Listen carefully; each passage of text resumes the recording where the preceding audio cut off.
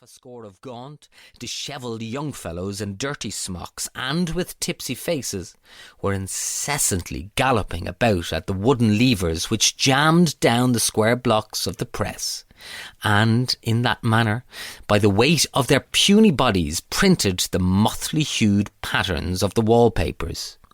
The wing on the right stood empty and was for rent.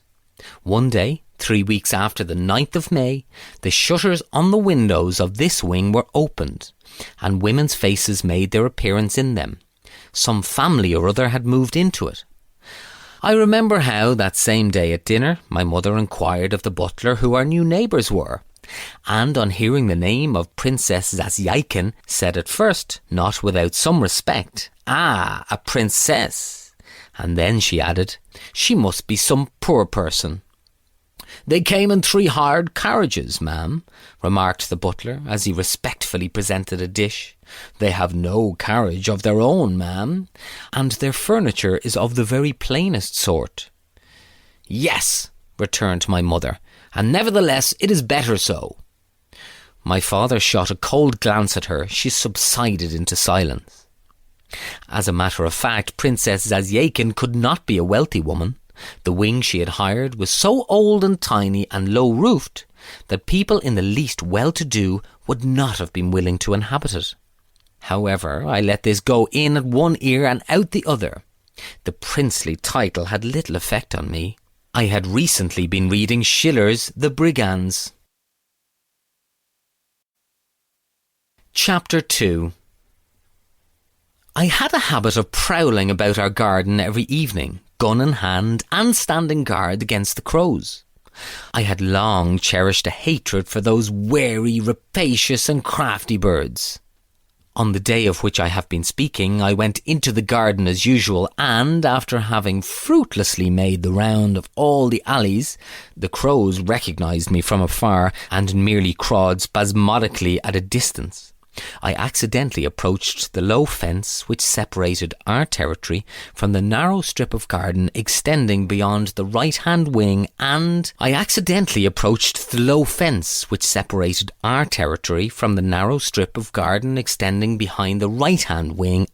appertaining to it. I was walking along with drooping head. Suddenly I heard voices. I glanced over the fence and was petrified. A strange spectacle presented itself to me. A few paces distant from me, on a grass plot between green raspberry bushes, stood a tall, graceful young girl in a striped pink frock and with a white kerchief on her head. Around her pressed 4 young men, and she was tapping them in turn on the brow with those small grey flowers, the name of which I do not know, but which are familiar to children.